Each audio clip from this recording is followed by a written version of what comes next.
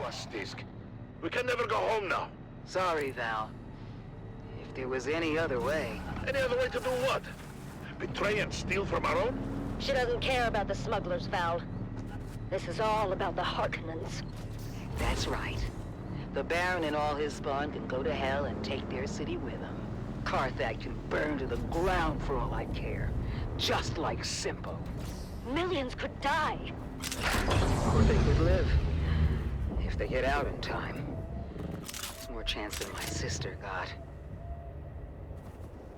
What the blazes is the hold of Davros?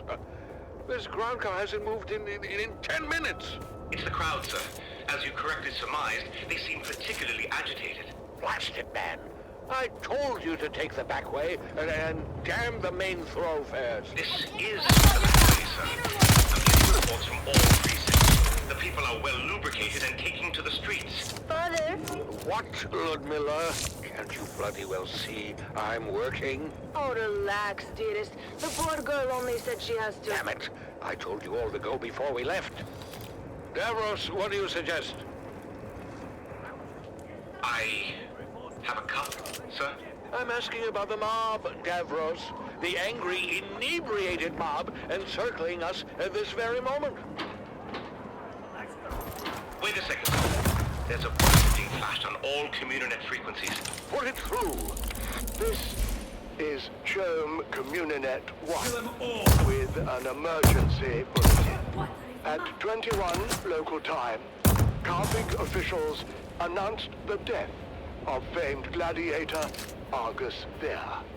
Further reports indicate widespread unrest throughout the city, as well as full-scale rioting at Amphitheater Square. Prefecture authorities have ordered the streets cleared, effective immediately, as a curfew is now in effect. Let's go live now to... I am surrounded by fools, darling. I'm not the drunken, slack-jawed apes cavorting just beyond. No, the fools I lament are the dead-eyed imposters within my own organization.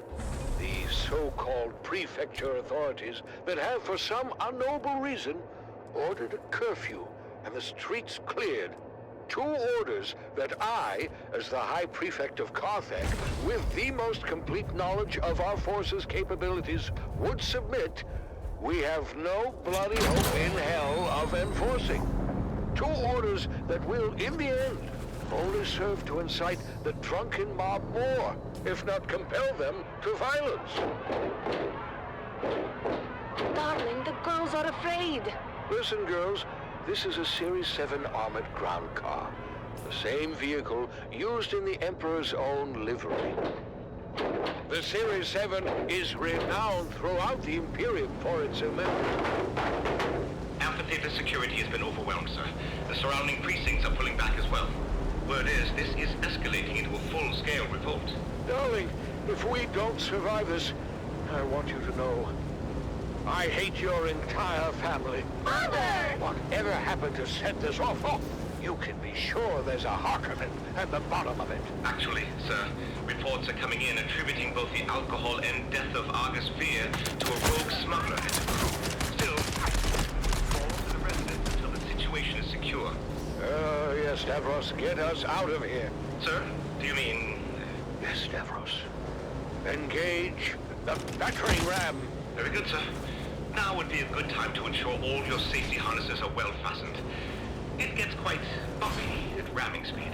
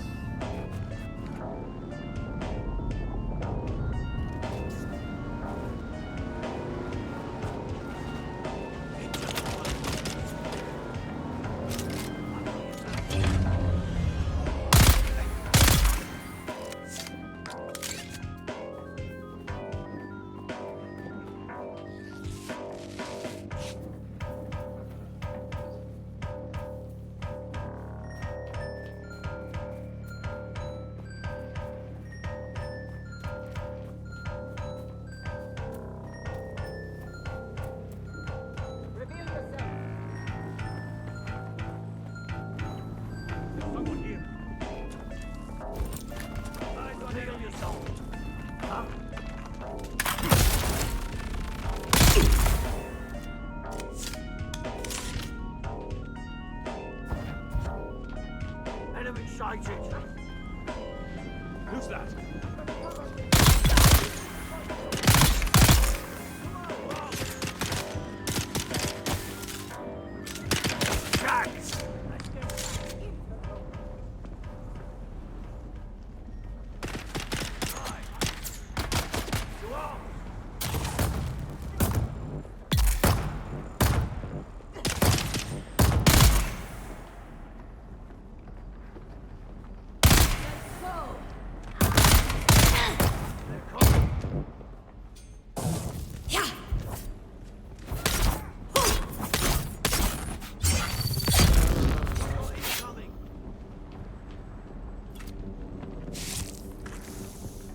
This is your master inspirator with the daily motivational. Today, we must remember when you live with purpose, hard work isn't an option. It's a necessity.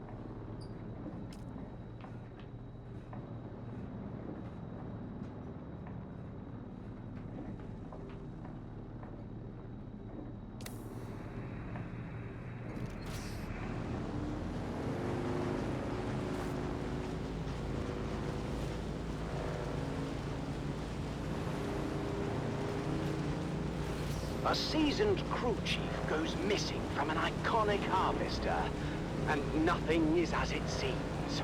In this tale of intrigue, betrayal, and deadly ambition, the sands of Arrakis hide many secrets. Join us now as we begin to unravel the dark and mysterious truth behind the disappearance of crew chief Jarek Thorne. It's Death on the Titan, Episode 1, Eye of the Storm. It was my first time on the Sand Titan, but I knew it well. Everyone did. It was the last of the old Venport Demeter force of the harvesters. A 6-deck factory harvester with a rebuilt Dyrmidium centrifuge. A rust-hued colossus that had become more than 12 constituent parts.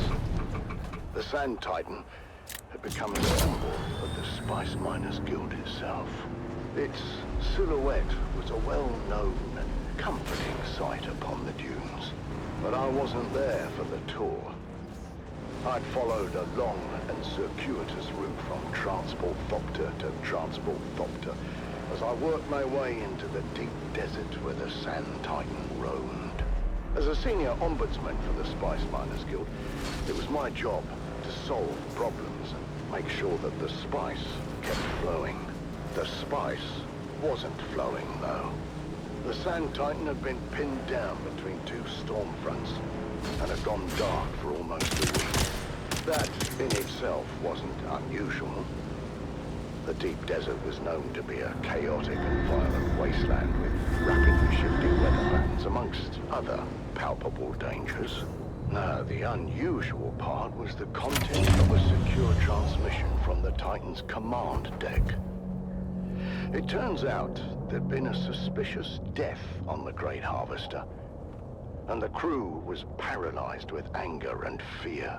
Unfortunately, anger and fear are bad for production. So I was ordered out of my comfortable existence in Arakeen to find the Sand Titan and make things right. As the last leg of my fragmented journey neared its completion, I examined Chief Thorne's guild record once more. Chief Thorne was a man of discipline and was well regarded by his crew. By all accounts, Thorne wasn't one to shirk his responsibilities or fail in his duties. Now, in fact, Thorne had never even been late for a single shift until that fateful night.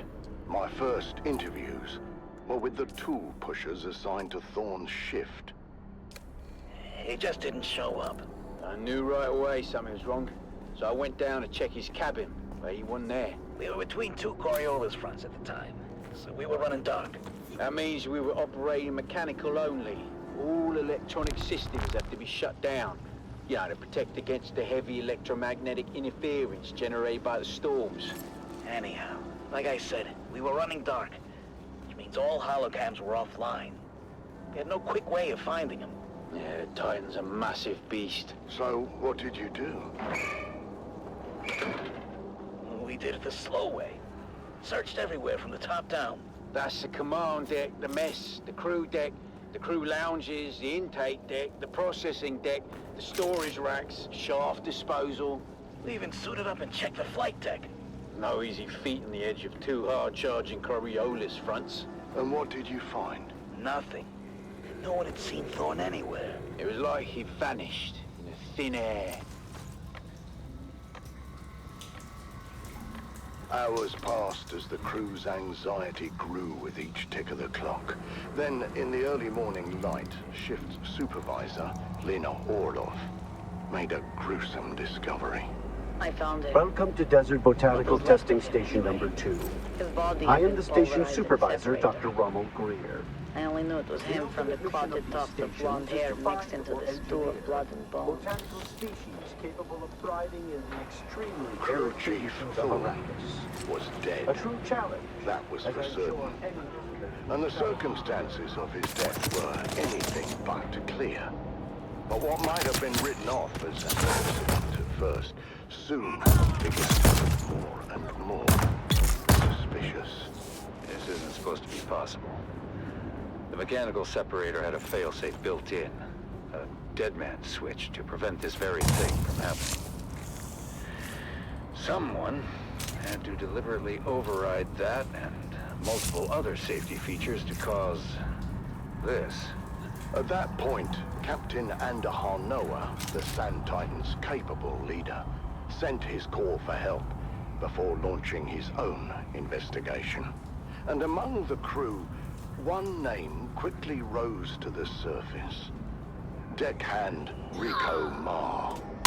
After an anonymous report, Rico had been investigated for skimming unprocessed spice, an offense that led to a heated confrontation with Crew Chief Thorne. Tell me, Tessa, how did you come to be in the crew lounge when Thorne and Rico came to blows? It was Captain Noah's Oath Day. I was passing through the lounge on my way to pick up the cake. And what did you see when you got there? Thorne and Rico going at it. Well, there was a lot of yelling at first, but it got physical quick. I mean, Rico was a big guy, but Thorne knew how to fight and laid a beating on Rico. We separated them before it got too bad, but you can see for yourself. The holocam caught the last part. You think you can humiliate me like this? I'll be shitting teeth for a month. Count yourself lucky, thief. In the old days, they would have fed you through the mechanical separator. I have no bloody idea how that got there. I've never seen that before. The incident had been diffused, for the time being. But the tension between Thorne and Rico was palpable. Was it enough to drive Rico Marr to murder? That's what I was working to find out. I was shift supervisor in Chief Thorne's next rotation. And how would you characterize Thorne's state of mind? Thorne was worried. He didn't report the fight with Rico straight away, which is weird for such a stray guy. What happened next? We don't know all the details, but holocam coverage tracked Rico to Thorne's cabin later the same night. There was some kind of second altercation. Did Rico have an alibi for the time of Thorne's disappearance? No, he didn't. He claimed he was in his quarters the whole time. But the storm front had closed in, and we were running dark. There was no way to confirm his location with holocaust. So, with suspicions mounting against the deckhand, Captain Noah ordered Rico Ma to the brig. What we found next raised even more questions. What am I looking at? That's a mnemonic film wire containing the coded message to Thorne. I knew exactly what it was, but I wanted to learn what the shift supervisor knew. As far as we could tell, the code was based on old cipher used by Atreides signal intelligence. The plot was thickening. Why was Thorne receiving secret messages from the Atreides? And why was that message in Rico's possession?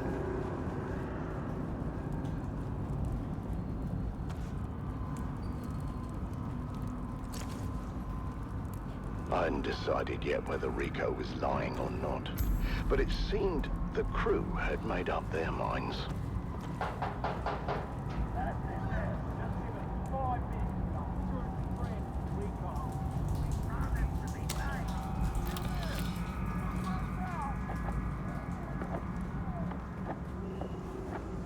Communications specialist Jeb Dolan was tasked with deciphering the secret message, and I tried to impress upon him the importance of doing a quick but thorough job.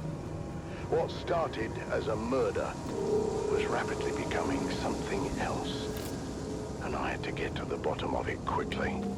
The Spice Miners Guild had a mandate to remain neutral.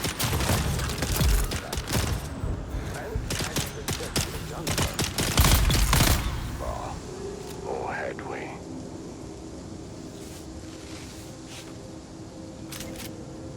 Join us again next time, as new secrets are revealed, and we dive deeper into the enigmatic death of Crew Chief Jarek Thorne. But until then, stay vigilant and watch the sands, until death on the Titan returns.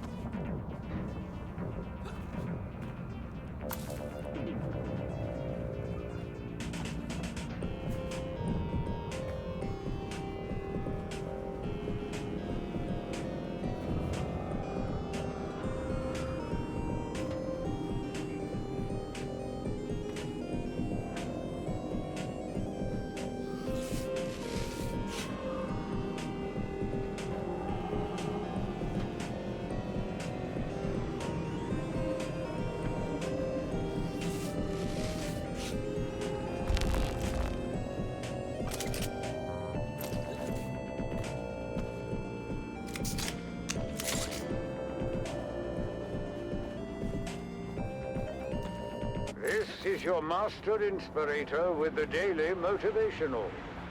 Today we must remember... Welcome to Desert Botanical Testing Station number 2. I am the station supervisor, Dr. Ronald Greer. The ultimate mission of the station...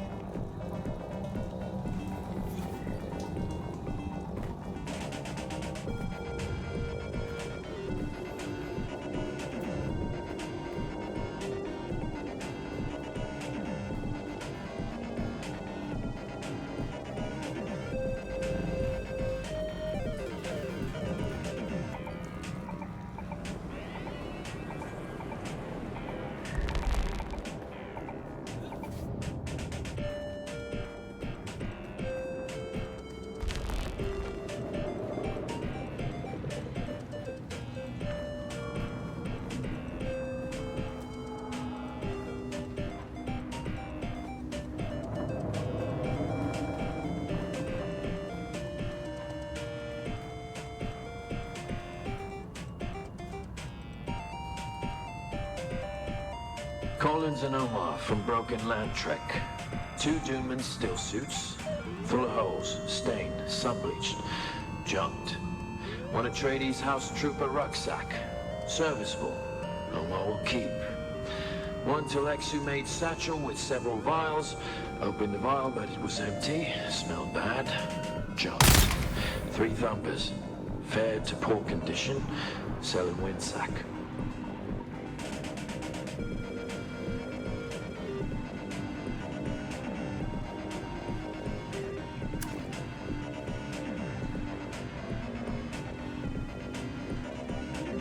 Once the beast has made his selection, return the remaining items to Bijaz at once.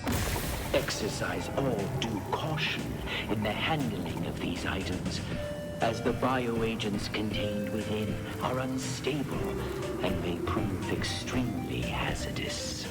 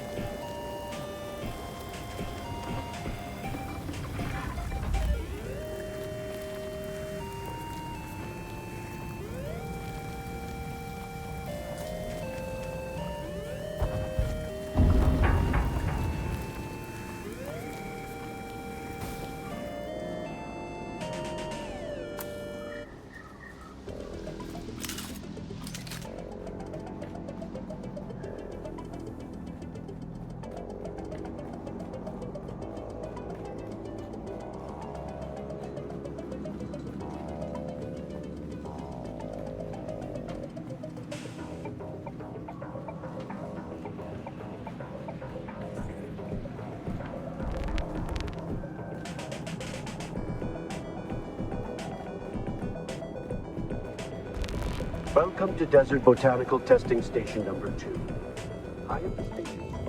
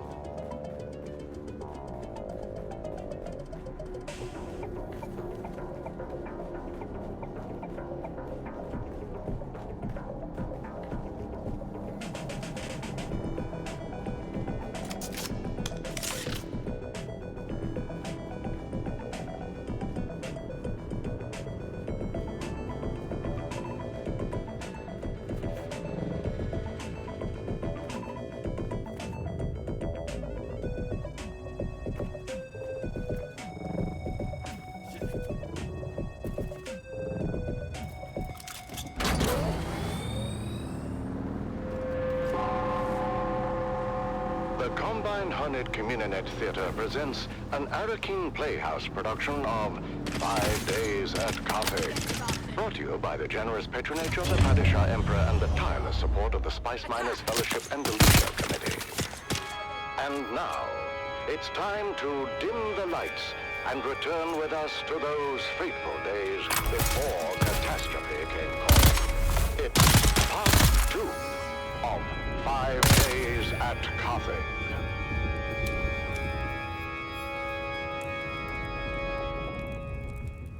The Imperial Scenarist Guild has been provided unfettered access to the sealed records and testimonies of those who survived the Carthage incident. The following dramatization represents the official truth, as judged and signed by the Imperial Chamber Court and Aulic Council.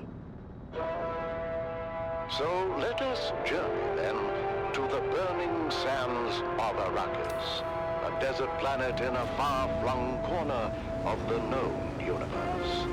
The year is 10-1-94, and the war of assassins between House Atreides and their ancient enemy House Harkonnen is well underway. We join our story in the bleak hills of the Simpo Uplands, a barren and windswept place, devoid of any life. Devoid, but for the crew of smugglers carefully negotiating the rat-blasted hellscape. The locals say these hills are haunted. What locals? There are no locals. Not anymore. That half-blind fortune teller in Arsum said these hills were wild with evil spirits. She called them Jinn. The bigger question is, how the hell the half-blind fortune teller in Arsum knew to talk about these hills at all? Did we not agree to keep quiet about coming here? Simple was a restricted sector. Sardaukar kill on sight if they find you. I didn't say we were coming. I asked if it was haunted. Chingo and Max were saying it was, and I don't want any part of any ghosts or jinns or whatever. So, what did your half-blind fortune teller say? He told us an old grabbing tale about the Jinn. Angry spirits, born when someone dies suddenly and violently, without knowing the how or why of it.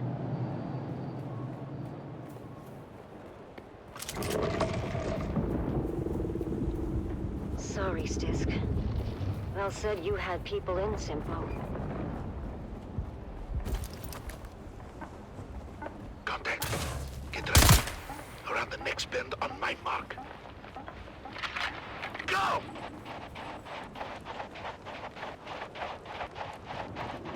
Hold up! Hold up! What? What is it? I didn't know what it was, but I got some on my boots.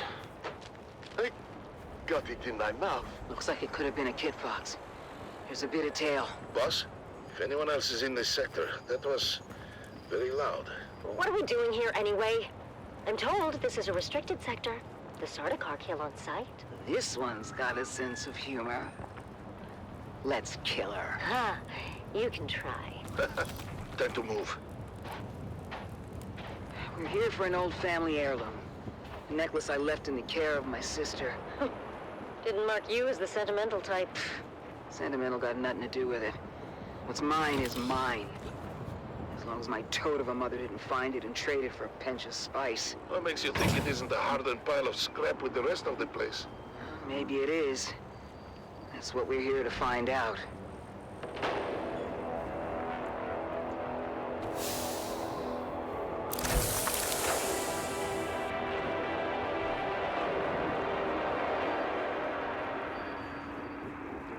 What is this stuff?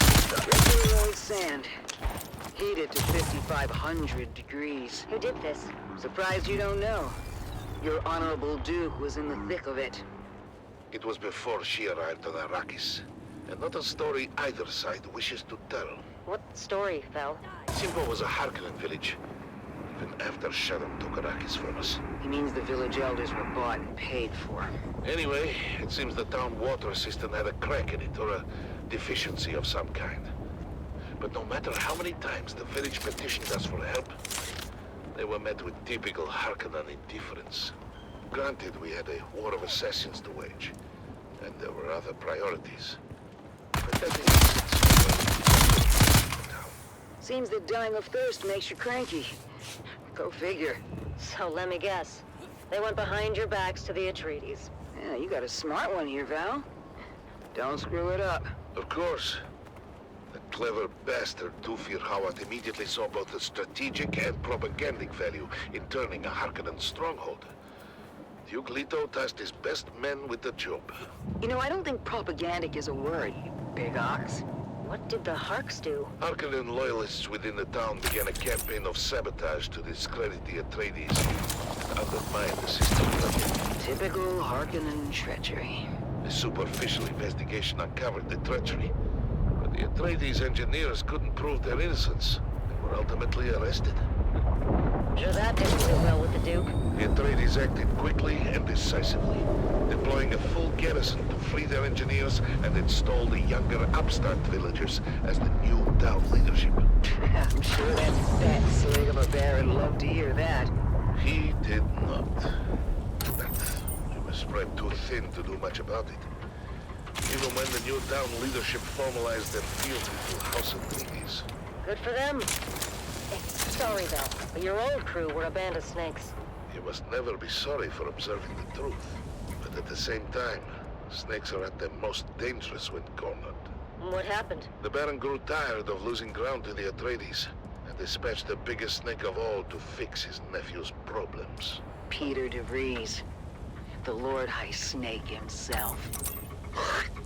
Upon returning to Arrakis, Peter's first order of business was to organize the destruction of Simpo, as a warning and message to those who contemplated disloyalty. A massive host of Harkonnen house troops arrived in the dead of night to encompass the town. Outnumbered and surrounded, it was all the Atreides could do to fall back and await reinforcements. The Harkonnen went on to execute all 27 of the young villagers who collaborated with the Atreides. My sister's secret among them. I did not know that. Of course you didn't, kid, but I don't hold that against you. I hold it against every other living and breathing Harkonnen and anyone who serves them. That still doesn't explain the melted sand. When the sun rose the next morning, the Atreides emerged from their bunker to find the Harkonnens were gone. Their relief was short-lived, though. When fire began to rain from the sky. The Baron kept a stockpile of ancient siege artillery from the old Empire. And did this? The Atreides force and most of the town were incinerated in their beds. Just in time for a massive Coriolis storm to come along and blow away anything left behind. Sorry to interrupt your Greek tragedy, but I think we're being followed. We are. The last 2 clicks or so. Keep going, we're almost there. Almost where? The rubble pile that used to be my home. This way.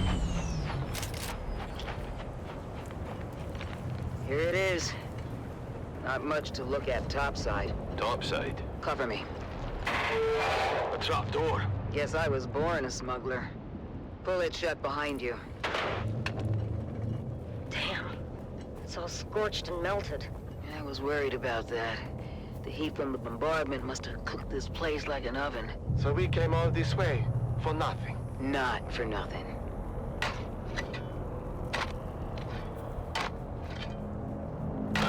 They're in business. Huh. What kind of necklace is that?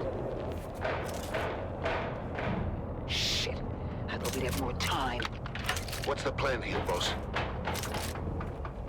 Same as always. Kill them before they kill us. What's waiting for us up there, Stisk? Probably half the scavs in the Hagga Basin. Oof, that's a lot of scabbies. How are we on ammo? We don't have far to go. We don't? Trust me, we'll be back in Carthag before sundown.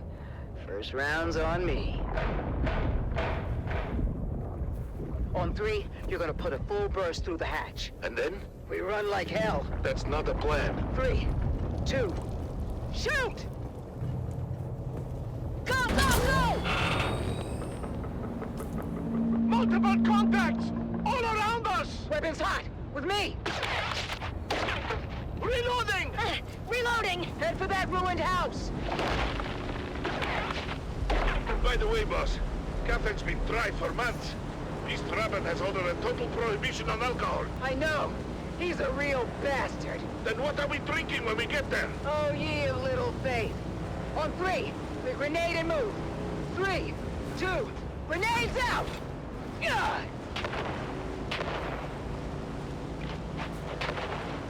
Almost there. Where? Fox Canyon. Just down this grade. A Fox Canyon? That doesn't sound good. Go, go, go! Keep going. All the way to the back. The end of what? The dead end? Here. Where? Oh, shit. Canyon wall is fading. It's A Solito hologram. That's a big door. Locked. Lucky we have the key. Haha. Your sentimental family heirloom. It is now. Inside, quick. Closing door. What now? There's got to be hundreds of them out there. Trying to get in here. We ride home in style. Val, get the lights. Nice. It's a Mark IV medium chum gunship. Can you fly it? Does a worm shit in the sand? Mount up. You know this is overkill for a bunch of scabs. The gunship isn't for the scabs. Check the hold. Shy Halud. That's a lot of booze. Stisk, you crafty devil. Told you, Val. First round's on me. Buckle in. Next stop, Carthage.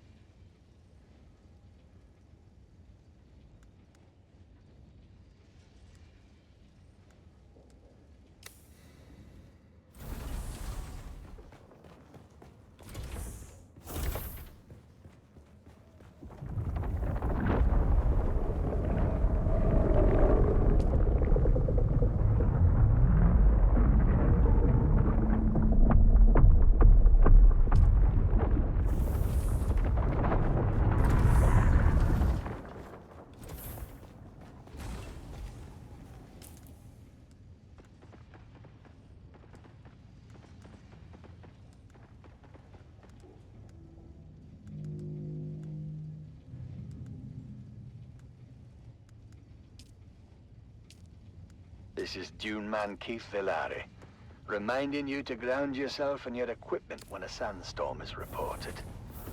My crew kept working through the first and second warnings until static electricity shorted out our transmitter. As a result, we missed the warning, telling us the storm was bearing down on our position. Aye, many widows were made that day.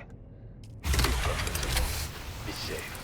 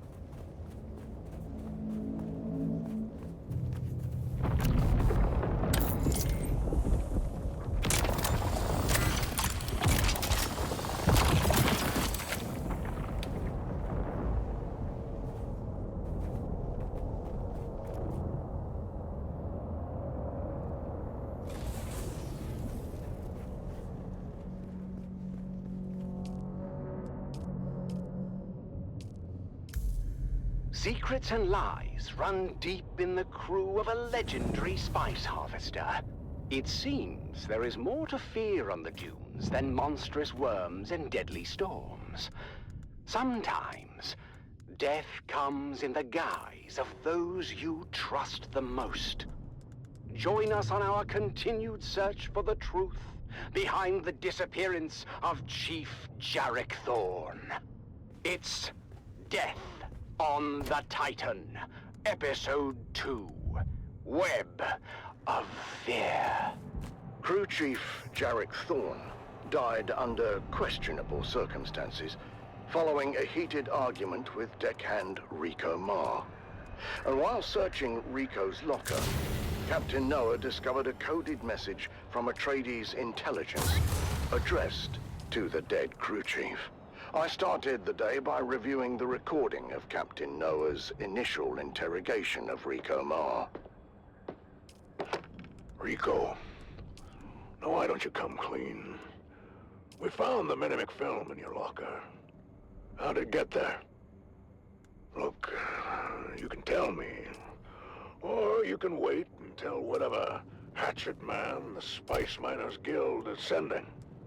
And you know what his job is gonna be. To solve Chief Thorne's murder. No, you idiot. Chief Thorne's death is the least of it. The man the Guild sends is here to get the spice flowing again. And that won't happen until the crew settles. It won't? No, unfortunately for you. Chief Thorne was well liked, and the crew was out for blood. I suppose the easiest thing for me to do would be to hand you over. Let the crew tear you apart, throw the pieces overboard. I don't know anything about any mnemic film or anything like that. Someone must have planted it. I need more from you, Rico. How did you know about the message, and who ordered you to steal it? No. Why would I risk everything for some stupid message? Yes, Thorne and I fought, but that doesn't mean I killed him. Rico was adamant that he spent the night of Thorne's murder alone, in his bunk. That is, until a witness came forward saying otherwise. Sorry, Captain, I didn't remember it first, but I did see Rico that night. You saw him? Where? Slipping into the sugar wire hut. Okay, I was there. I saw the message come in and I took it, but I didn't kill Thorne. It was at this point I arrived on the Titan and witnessed the following. Why did you take the message? I thought it might give me some dirt on Thorne. Something I could use against him. He was threatening to ruin my life. Give me your hand, Rico. Sir? Your hand, son. Place it flat on the table. Like this. Ah! That knife is clear through your hand now. And if you ever want to have relations with it again, it's time to start talking. Or I could just twist. No further application of pressure was necessary, as Rico Marr finally confessed. Tessa put me up to it. It was her all along. She knew Thorne was getting those messages. She wanted to expose him, get him kicked out. It was all her idea. Tessa Lim, the engineer. My investigation into Tessa Lim took me to the operator of the sugar wire shack during Thorne's rotation. Conflict? You could say there was conflict between Thorne and Tessa. We couldn't decide if they hated each other or had some secret, twisted thing going on when no one was looking. Guess hate won out in the end. What was the source of conflict between Thorne and Tessa? Everything. From resource allocation to safety protocols. She was never happy with a single decision he made. What about the encrypted messages? Thorne received a few of them over the past months. I never decoded them. Thorne handled that himself. One by one, the pieces began to fall into place. Engineer Tessa Lim had a combative relationship with her crew chief and wanted him out of the way. But I knew there had to be more to it. And to discover what that was, I would have to go to the source. Thank you for cooperating, Tessa. Oh, what choice do I have? None. Tell me about Thorn.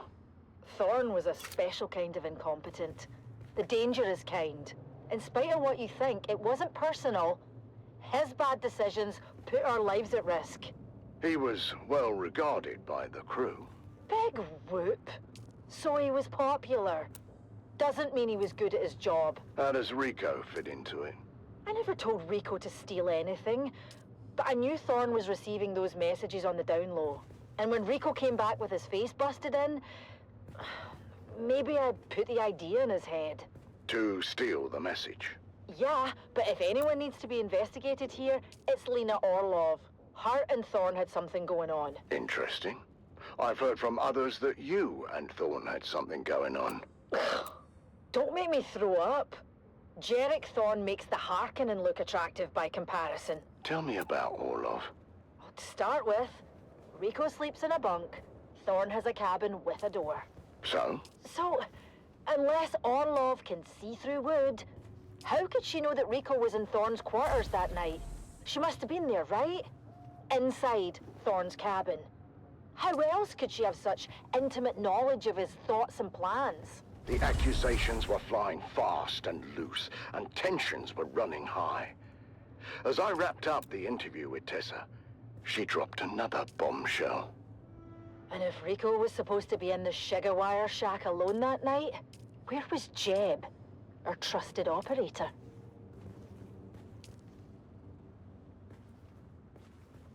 The mystery deepens on the Sand Titan as the web of deception grows. What is the truth about the relationship between Thorn and his shift supervisor?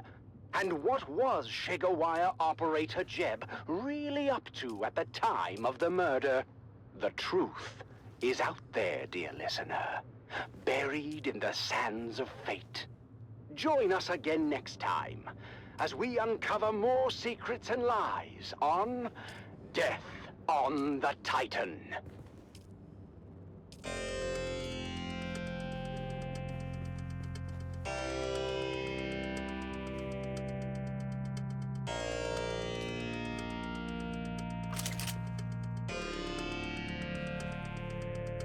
That's it, Offworlder. You're ready.